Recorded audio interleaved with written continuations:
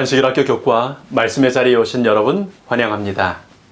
오늘은 제4과의 월요일 교과 스캔들을 어떻게 다룰 것인가를 함께 묵상하겠습니다. 죄의 문제를 다룬다는 것은 참 고통스럽기도 하고 불편한 일입니다. 죄를 지적받는 것도 힘든 일이고요. 그리고 또 다른 사람들의 죄를 지적하는 것도 참 힘든 일입니다.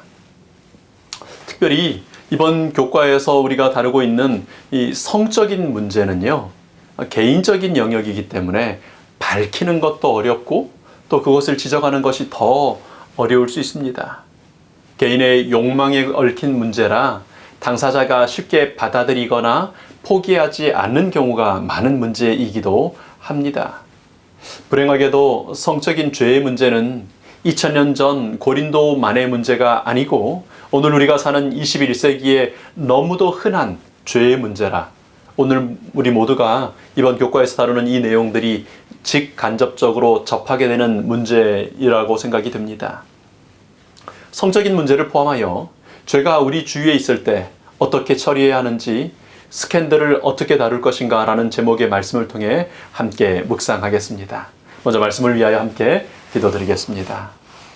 아버지 하나님, 가슴 아픈 죄의 문제들이 저희 속에 그리고 저희 주변에 있습니다. 죄를 어떻게 다뤄야 하는지 알게 해 주시기를 구합니다. 그래서 죄에 속박된 사람들을 회복시키고 자유하게 하는 저희들 되게 해 주시옵소서. 말씀하여 주시고 깨닫게 하여 주실 성령님을 구합니다. 고마우신 예수님 이름으로 기도합니다. 아멘. 여러분, 내 죄를 인정하는 것도 참 어렵지요. 그런데 다른 사람들의 죄를 지적한다는 거 어떻게 보면 참 무례하기도 하고 주제넘는 것 같기도 해서 참 어려운 일이지 않습니까? 그런데 죄를 죄라고 지적하는 것은 정말 중요한 일이고 그래서 외면해서는 안 되는 일입니다. 교과는 이런 상황에서, 이런 죄가 드러난 상황에서 우리가 취해야 할 태도를 이렇게 설명하고 있습니다. 이런 상황에서는 성경에 충실해야 하며 기도와 사랑으로 문제를 대해야 한다. 우리의 목표는 회복이라는 점을 절대 잊지 말아야 한다.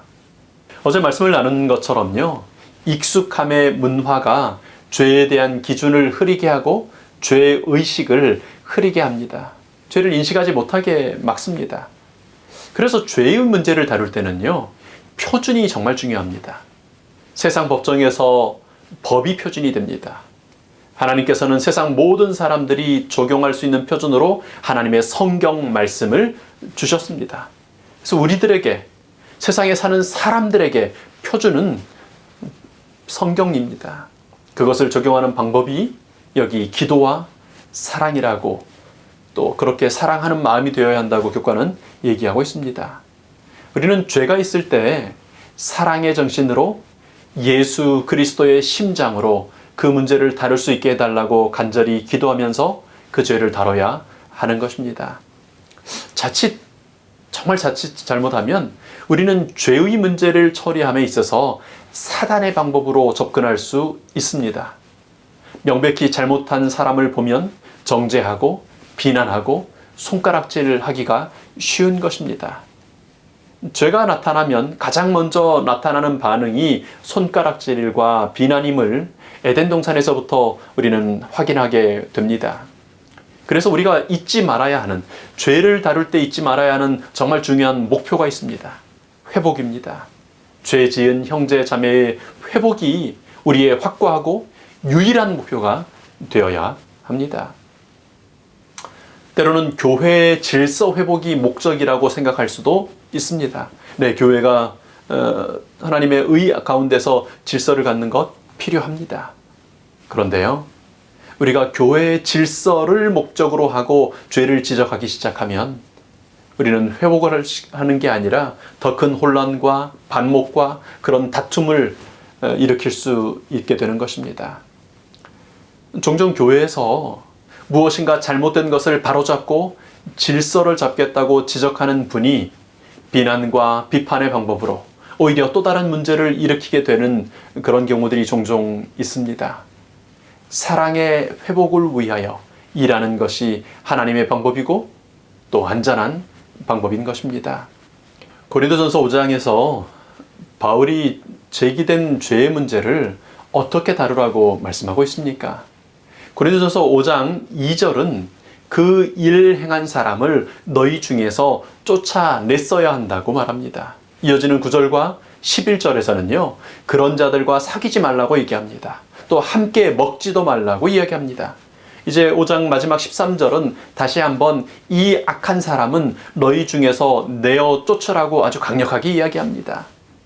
바울 사도는 성적인 범죄에 대해 교회의 징계가 필요하다고 분명히 밝히고 있는 것입니다. 성적인 범죄를 저지른 사람을 교회로부터 제거하고 내쫓으라고 권면합니다. 5절은 이런 자를 사탄에게 내어주었으니 라고 말하고 있습니다. 2000년 전 성경시대의 표현법이 21세기 우리들에게 종종 오해를 불러일으킬 수 있는데요. 이 말씀은 교회가 이런 자를 사탄에게 내어주는 것이 아님을 우리 이해할 필요가 있습니다. 그 사람의 선택의 결과로 그가 사탄에게 내어준 바 되었다는 말씀입니다. 그렇게 자신이 선택하여 사탄에게 내어준 바 된 사람을 어떻게 해야 될지를 말하고 있는 것입니다. 우리 9절과 11절에 어울리지도 말고 함께 먹지도 말라는 말씀은 목적이 있어요. 그 첫 번째는 그 죄에 빠지지 않은 사람들, 아직 그 죄에 접촉되지 않은 사람들을 보호하기 위한 조치입니다. 함께 음식을 먹는다는 것은 거의 사상과 행동을 지지하거나 동조한다는 의미가 될 수 있습니다. 그것을 내가 동의하지는 않더라도 회개하지 않고 자연스럽게 여기는 명백한 죄에 자주 접촉하는 것은요, 그 사람의 마음에 자기도 모르게 그럴 수도 있나? 그렇게도 괜찮은가 하는 악한 영향을 끼칠 수 있는 것입니다.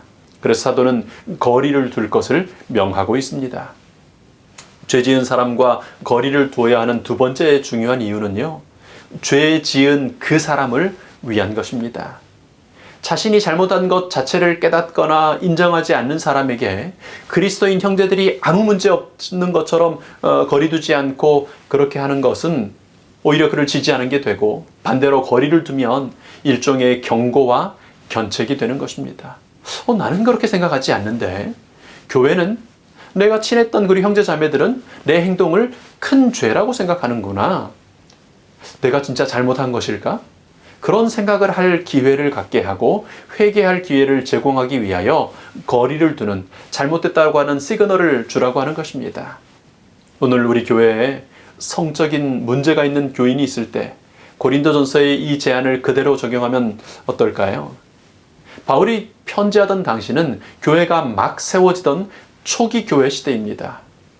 여러분, 초기 교회에 헌금을 작정하고 거짓말을 했던 아나니아와 삽비라가 성령님을 속인 죄로 즉시 죽임을 당했죠. 헌금 작정 후 속이는 문제가 아나니아와 삽비라 부부만의 문제는 아닐 것입니다. 여러분, 그런 사람들이 지금도 한두 사람이겠습니까? 그런데 교회가 세워지던 초기에 어린 교회의 질서를 위한 특별한 경고의 사건으로 그 사건이 일어났고 기록된 것입니다.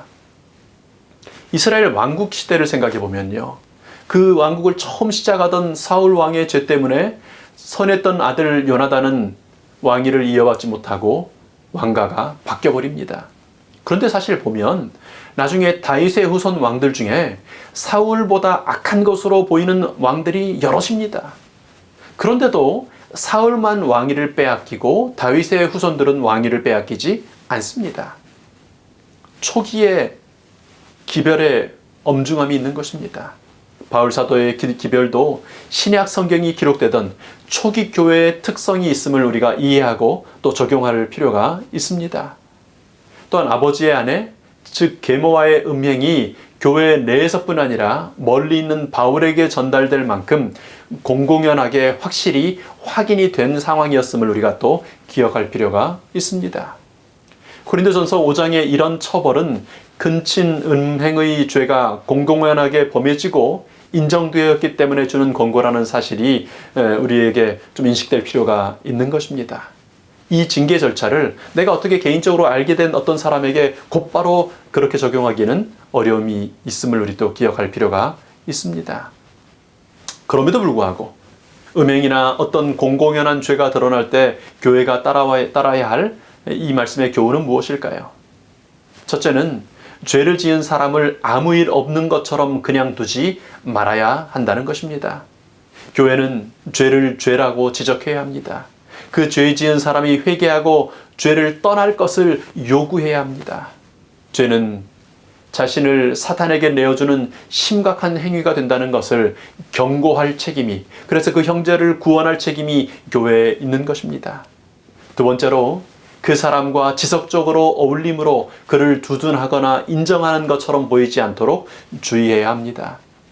또한 그 사람의 죄에 나도 혹은 우리 어린 신자들도 물들지 않도록 해야 할 필요가 있습니다. 그리고 세 번째로 배울 교훈은 앞선 두 징계의 조치는 그의 영혼이 구원을 받도록 하려는 목적, 즉 회복을 목적으로 해야 한다는 것입니다. 죄인을 일깨워 정신을 차리게 하고 죄스러운 생활 방식을 버리게 하려는 목적으로 해야 하는 것입니다. 그래서 우리는 기도와 눈물로 그 사람이 사랑을 느끼고 돌아올 수 있도록 권고와 징계를 해야 하는 것입니다. 우리 교회에 이런 문제가 없으면 좋겠습니다. 그러나 어느 순간에 문제가 있을 수 있습니다. 그 문제 때문에 깨어지는 교회가 아니라 문제를 계기로 하여 회개하고 더 사랑으로 연합하는 그런 하나님의 교회들 되기를 축원합니다. 기도하겠습니다. 아버지 하나님, 우리 교회들이 이런 시험에 들지 않기를 기도합니다. 그러나 원치 않은 죄의 문제가 생겼을 때 무시함으로 그 영혼도 잃고 교회도 어려움에 빠뜨려지는 무책임한 사람들 되지 않도록 저희를 이끌어 주시옵소서. 혹 징계로 인하여 잃어버리는 영혼들이 있지 않도록 저희에게 지혜를 주시고 사랑의 마음을 주시옵소서. 고마우신 예수님 이름으로 기도합니다. 아멘.